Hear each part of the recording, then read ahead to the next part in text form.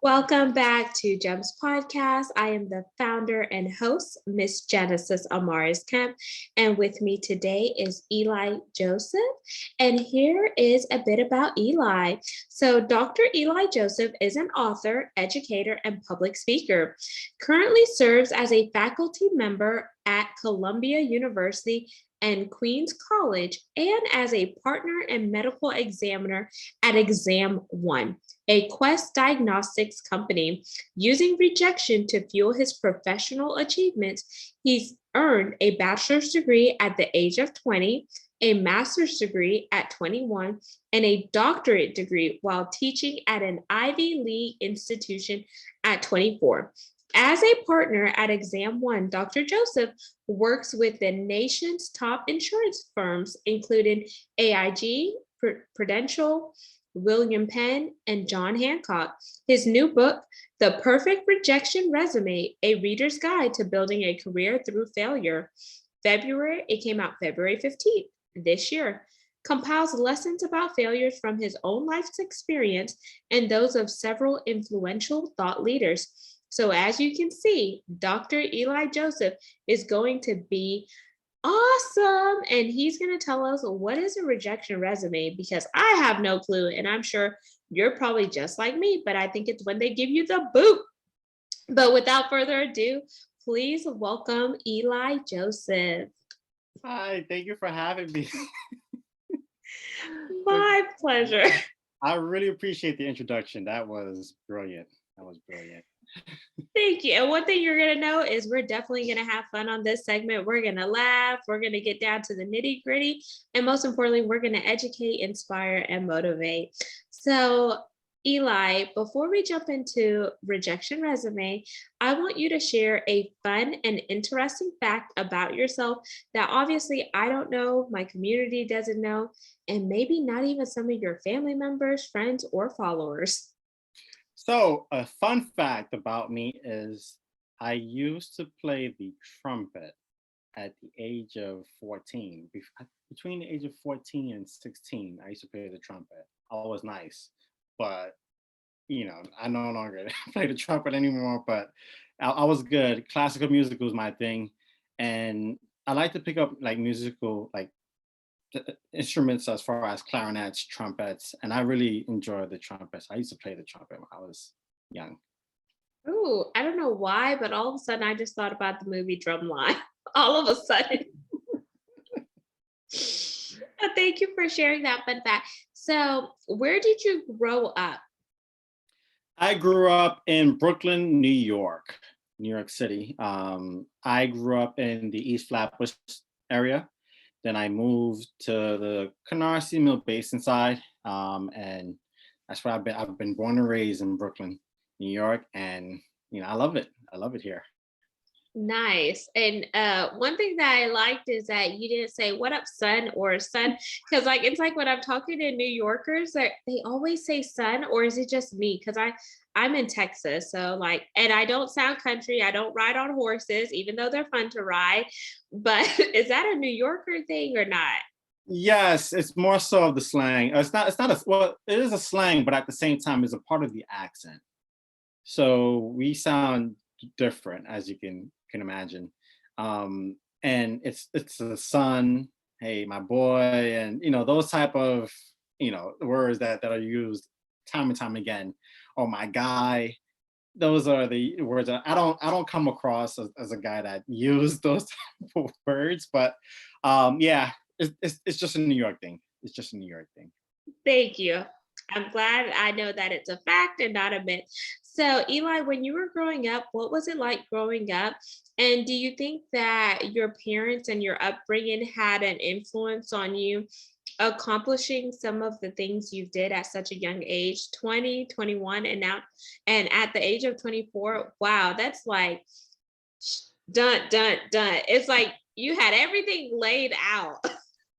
But that's not true, because growing up, I didn't have it all growing up.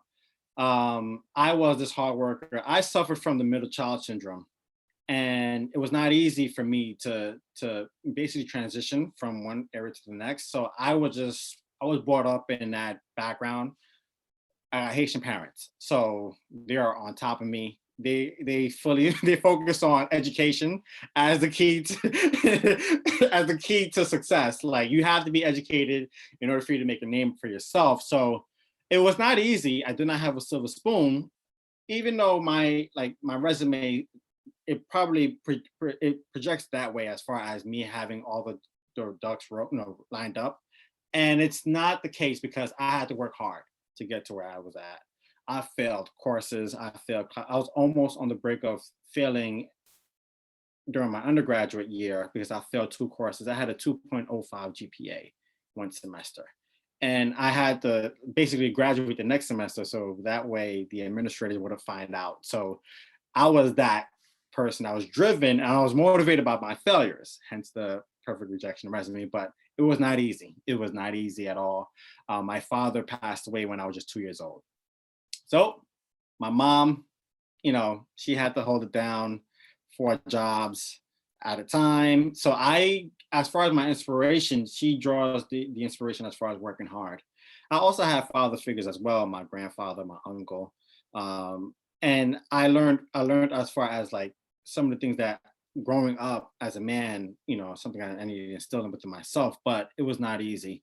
It was not easy growing up. So, I tend to let people know off the bat, no, don't let the degrees and the accomplishments and the accolades fool you. Thank you for sharing that. And the reason why I asked is because I knew that you had some Caribbean descent in there. And I don't know if you saw me when I was like, crack the whip, because my mom is West Indian. And it's like you come home from school, you do your homework. And if we feel like you could go outside and play, you could go outside and play. There's not going to be anyone coming over the house. You're not sleeping at nobody's house. And it was just like the iron fist, and whenever you get a little bit of freedom and you go to college, you get a little bit of buck wild because you don't have them like looking over you. But then you quickly had to learn that, okay, my parents have another set of standards because they came to this country to make a better way. So you don't want to let your parents down or your family, because sometimes you may be the only one in your family that is afforded the opportunity to go to college or to do something else, whether it's financial reasons or etc. So I always like to just go beyond the surface level with all of my different guests so I could really connect with who you are and what made you go down the path you are. Because whenever you're on the media, nobody on the media is talking about their star ugly moments or their failures or etc. And I think it's so important to talk about that because it's character building and it gives us substance on where we are now. I agree. I Yeah. definitely agree. So let's dive into this rejection resume, because obviously you went through some rejection and then all of this has made you write the book. So let's start off by explaining what exactly is a rejection resume, so we don't make any assumptions, because no one out here is trying to be an ass. So let me preface the definition of a rejection resume by saying, and by pointing out the resume itself. The traditional resume is basically a document. It's a 1-page or a 2-page document that outlines our accomplishments that we've accumulated, whether it's through education, whether it's through work experience, volunteering, scholarships, programs, contests. It's the positive side. The rejection resume is the complete opposite. It basically highlights our failures. It highlights the amount of times that we've been rejected at a company or at an institution. It highlights the amount of time that you dropped out of school. It highlights the fact that you were rejected by your girlfriend while you tried to propose to her, and it was embarrassing, but it's a part of your rejection resume. So I always believe in building your career through your mistakes and your failures, so that way you can become successful. And it kills the assumption that you've gotten it so easy and you've gotten to where you've gotten to without any type of adversity. So this is basically a document. A rejection resume is a document that you can share your wounds, right? And we tend to share our wounds and we tend to put a bandage over it, but we basically put all of our failures under the rug. We are taught to move on and not dwell on your failures. focus on your success. But I always believe that you have to dive into your rejection resume and take the lessons from it so that way you can continuously build on yourself. I like how you share that and how you preface it. And you know what? In this day and age, I feel like if you get a rejection resume from somebody, from a company or anyone in life, you should be able to give them a rejection resume too, because it's a two-way street. Just like you're interviewing for a company, you should be interviewing that employer to make sure that they're a good fit for you or a life partner or etc. because it is time commitment. You're going to spend either 8 hours at a job. Some people spend more, especially if you're a doctor, a nurse, or whatever profession you're in, or even a life partner. It's like you sign up for a lifetime commitment. So I told people, like, you know what? My husband and I did it wrong. 3 years. We test drove the car before we bought it because I was like, if I don't like this car, I don't want to be stuck with it. So I was like, we dated for 3, married for 3, and then now we're building our family.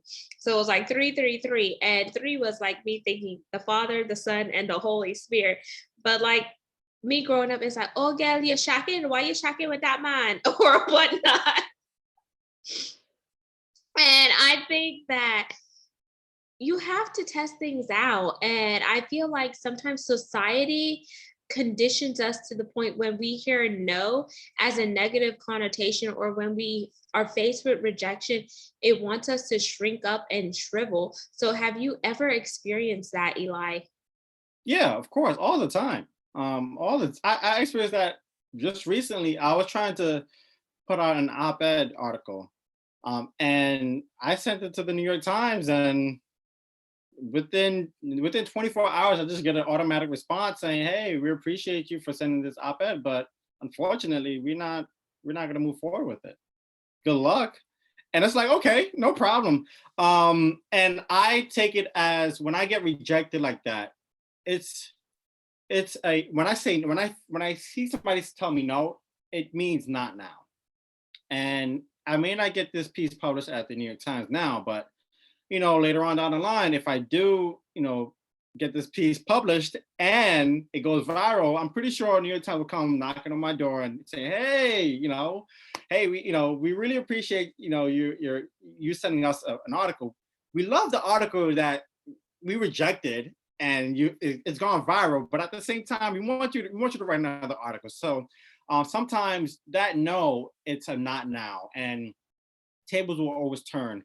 I would also like to dive into another example where I applied to Columbia University as a student and I got rejected. And I, instead of just sitting down and feeling sorry for myself, I just say, okay, you know what, no problem.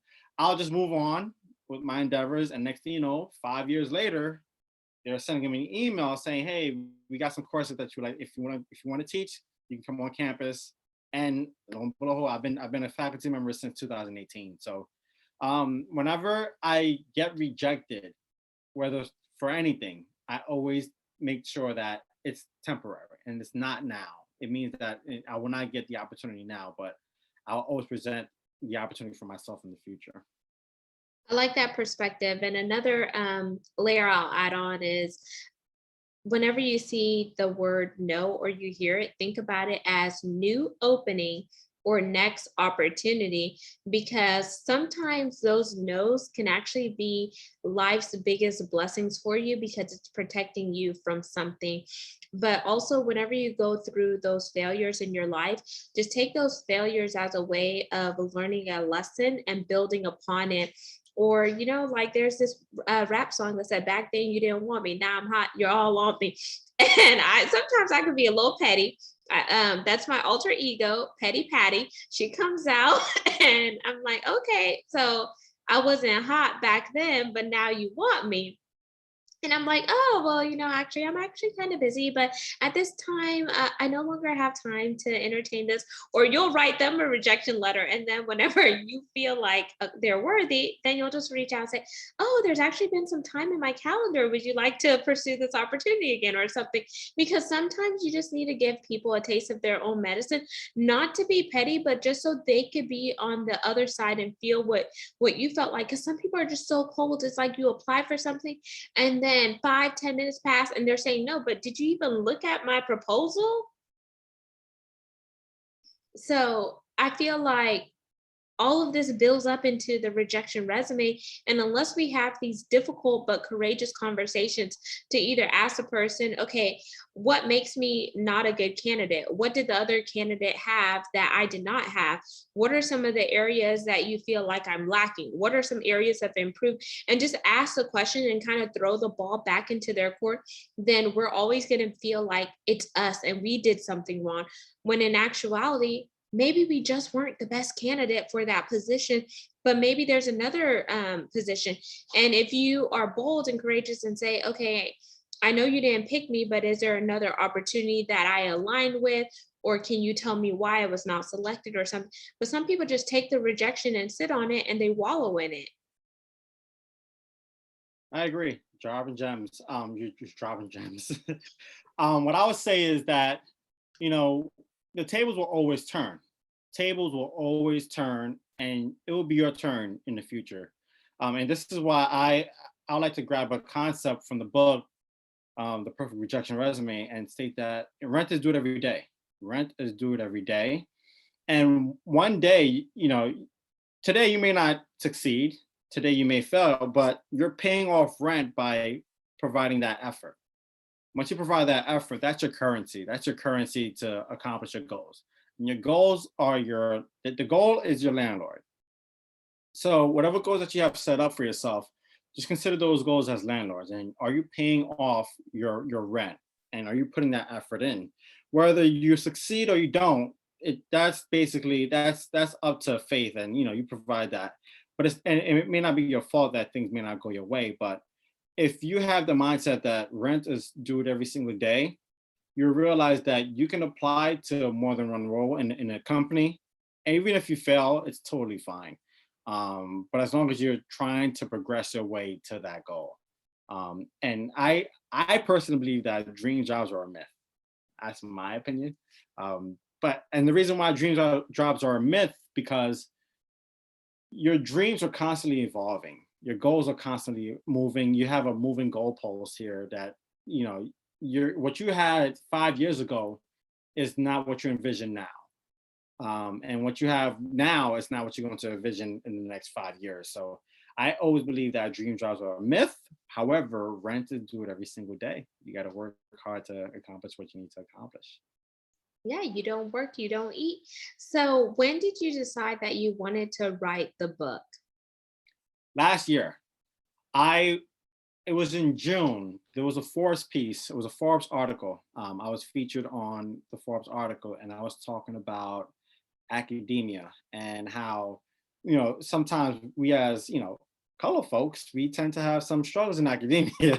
And sometimes it's more so of a lack of diversity. Sometimes it's more of an educational problem that we have here. And I noticed in the comment section, how people, I love to see what goes on in the comments, because that's when the naysayers come out. And that's when the gangsters come out behind the keyboard, and they tend to throw shots. They tend to throw shots behind the keyboard. And I remember one comment that stuck with me. The comment said it was easy for him to even talk about academia because based on his profile, he got it so easy. He did not work as hard as he wanted to. He got his degrees at the age of 24. He was teaching before he even graduated with his doctorate. So he must have gotten it easy. So why is Forbes selecting him as a speaker for, those who are struggling within academia? And it didn't hurt, but I'm like, okay, I got something for you. And that's when that's when the idea of the book came out. And I wrote that book within 6 months. Like, okay, you know what? There's some chapters that there's some lessons that I need to pull in, and each chapter has a lesson. And on top of that, not only will I share my rejection resume, but I'm going to share my colleagues' rejection resume as well. So I pulled in, Dr. Janice Gassam and how she failed, and Jari Lee and Devin Simone, who was a matchmaker. And I've pulled in some incredible guys and share their rejection resume as well, because not only have I failed my way through success, but everyone else that I know failed their way to success as well. And you as well, who's typing behind the keyboard saying that I've gotten it easy, you probably failed your way through as well, but you don't want to talk about it. So, I think when people write, negative things on social media, it's more so of a deflection tactic. And that's basically the genesis of the book. No pun intended. I like that. And I like how your alter ego came about. I don't know what to call it. Maybe ego Eli came out and he's like, I got something for you. And bam, you lay down the book. So since the book has came out, what are some of the feedback that people have been saying about the book? So I've gotten some warm feedback, and there are people that reach out to me from time to time through LinkedIn, through Instagram, and Facebook, through social media, saying, "Man, this is powerful." And I never thought about a rejection resume up until reading your book. I'm inspired to share my story now. So now I've gotten people to share their story about how they felt their way, and I've gotten people to feel more comfortable talking about failure and rejection, because it's more so of a taboo topic. No one wants to talk about their failures. When you look at social media, everyone is posting the best and the brightest versions of themselves. They are posting their success stories. They're posting on their testimonials, but they don't post their tests, right? When people think of their tests and their rejection, those tests turn into testimonials, and we want to talk about how you struggled through your way, and how you overcome that. And when I get those feedback, it basically fills my cold heart with with joy, because when I want to impact someone to say, you know what, I'm comfortable to share my story. I want to share my story as well, and maybe for their personal gain, perhaps their story may go viral. Everyone wants to go viral now all of a sudden. So I guess I'm providing them more content to go viral, and get the shares and the likes and all that stuff, so that people can be aware of their story as well. So and once again, I don't want to incite a rejection resume challenge, but it would be a good idea to share your rejection resume if you want to, so that way you can feel comfortable sharing your story and inspire others as well. Congratulations again. And I'm so glad that you're getting that feedback, because I tell people feedback is a gift, whether it's negative or positive.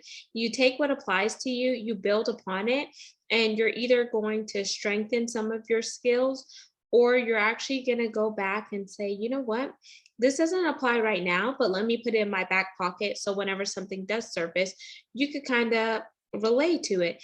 And don't take it personal. Everything is not meant to be personal.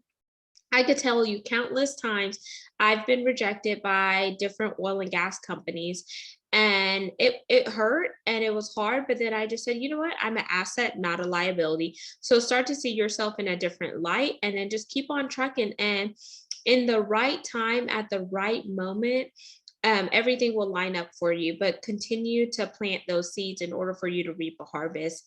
And I have a really sweet spot for authors, Eli, because I'm actually an author as well. So my book is called Chocolate Drop in Corporate America From the Pit to the Palace.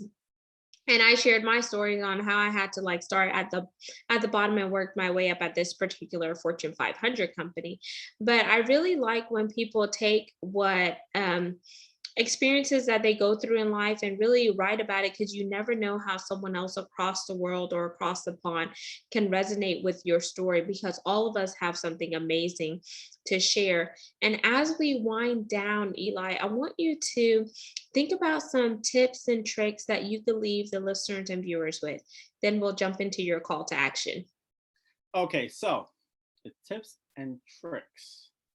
I would say one of the tips that I would like to advise my listeners would be, number one, obviously, learn to do it every day. We get that. I would say to the listeners that world records exist for a reason.